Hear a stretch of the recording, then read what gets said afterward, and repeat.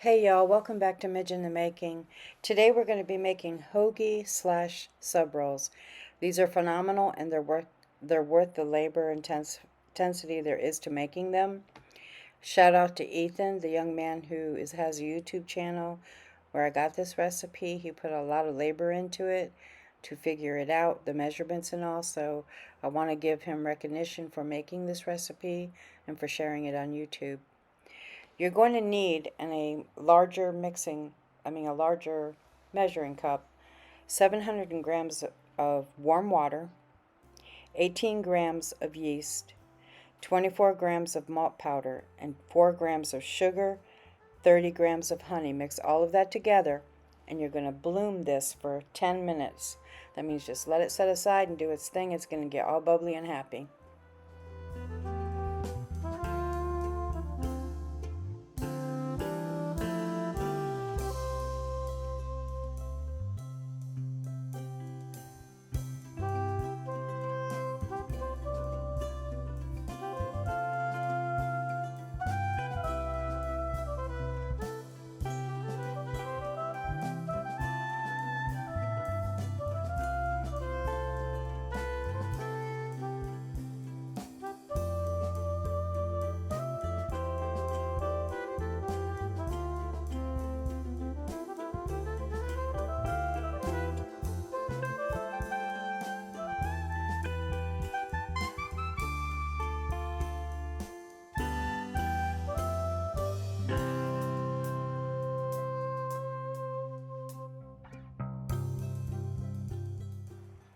Alright, I'm showing you here my forms that I'm using. I bought one of them on Amazon and one on eBay years ago, the orange one.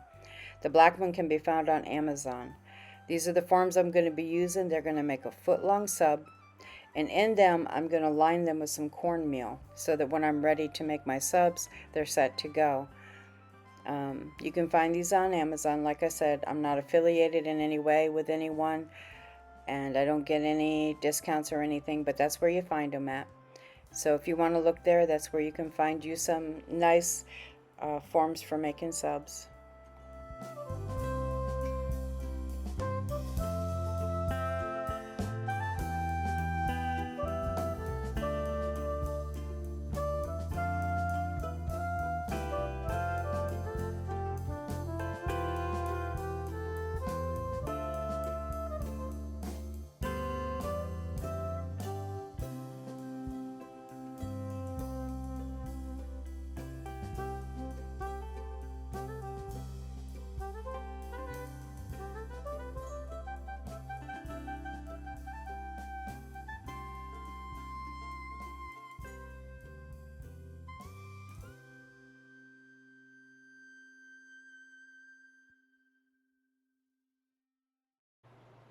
In your large mixing bowl, have 1,200 grams of all-purpose flour, 24 grams of salt, and 1/3 cup of dry milk. Blend those until they're well combined, and also set aside 60 grams of olive oil that you're going to combine when you add your bloomed yeast.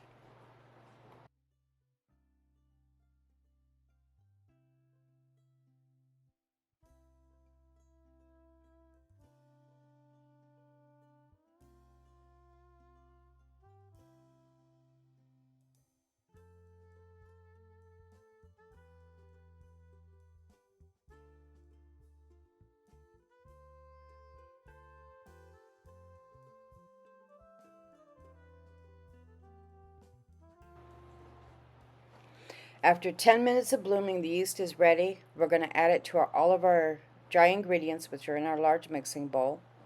We're going to add the 60 grams of olive oil. We're going to mix all these to combine until there's nothing dry left of the flour, that it's all mixed in well. Then we're going to cover this with plastic and we're going to let it rest for 15 minutes.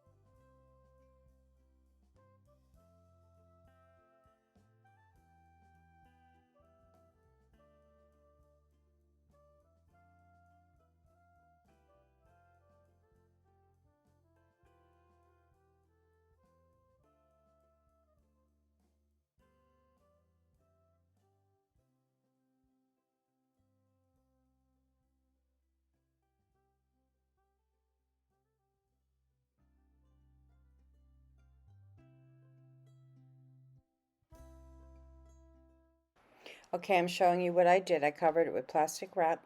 I also covered my hook. It's underneath the plastic so that it doesn't dry out.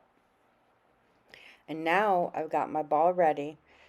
Um, it's ready. I had to add another approximately cup of flour to this recipe, and I just wasn't ready. There was no way I was going to be able to work it with the way it was set up. It wasn't going to work. So I added about a cup. I've been kneading it for about 35-40 minutes. Now I'm checking to see if I get a window, and I don't. It's not making a window when I pull it up and try to separate it with my fingertips lightly. It's just not making a window. So I'm going to knead this until I can do that. And I rest in between because of my hands. They get tired, so um, strong hands makes for better kneading of bread, definitely. So this took me about, I would say, 35 to 40 minutes to knead. And I'm just showing you here how I kneaded it and how I worked that dough.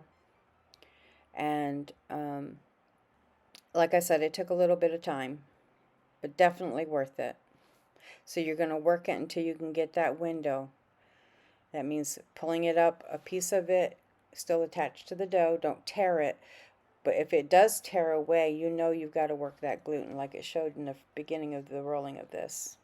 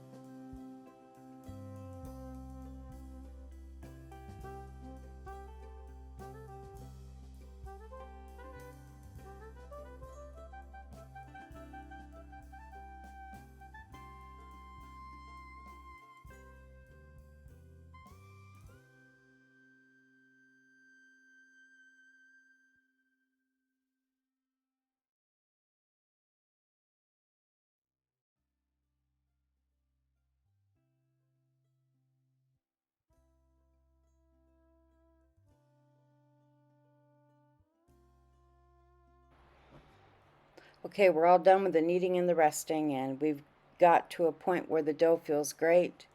I'm going to show you in just a second here. I'm able to pull up my dough with my fingertips right here, and I can create what's called a window.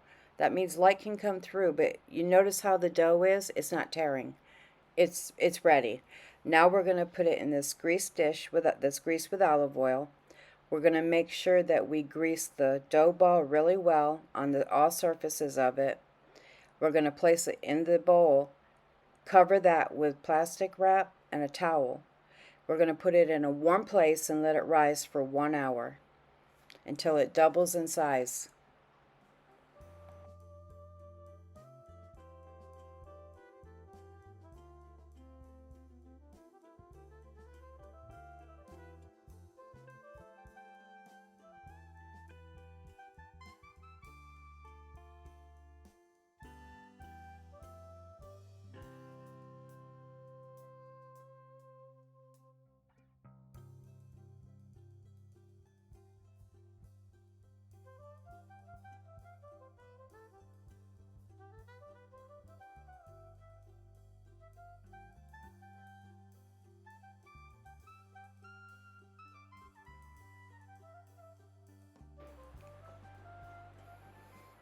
All right, well, the dough took about 45 minutes and it's doubled in size. So it's time to roll out our hoagie or sub rolls. They're the same thing, really. It's time to roll out these hoagie rolls. So we're going to punch it down and we're going to cut these into equal ball doughs. So I do here, I do 8 of them. I would recommend 6. And so they'll weigh more and you'll get a larger loaf for your hoagie roll.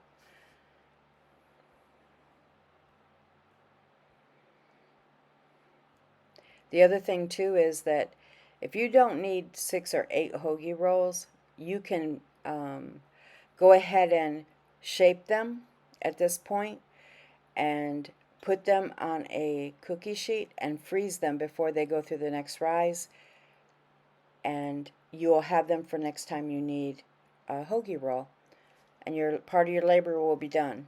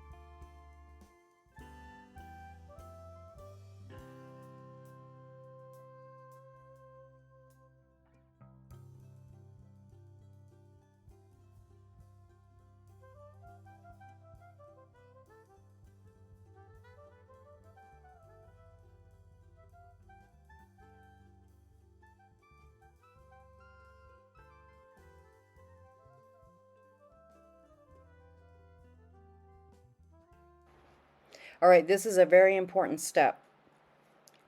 Cover your hoagie rolls loosely for this rise. Spray non-stick spray on the undercoat where it's going to meet the dough generously. And then cover them, put them in a warm place, and let them rise for 1 hour until they've doubled in size. And when you take that plastic wrap off, be careful. Remove it very carefully so you don't deflate all your hard work. And then you're going to put them in a 375 oven after you've done your egg wash with the egg yolk, 3 tablespoons of milk whisked together.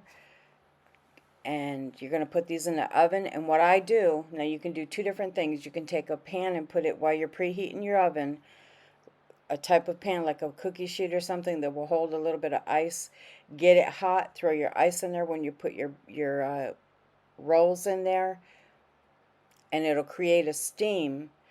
Or you can do like I do. I have a spray bottle that is specifically for when I bake. And I use that. I put my rolls in and I do a mist in my oven.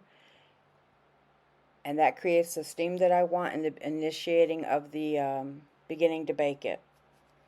You can do that a couple times if you want. Sometimes I do. It's up to you.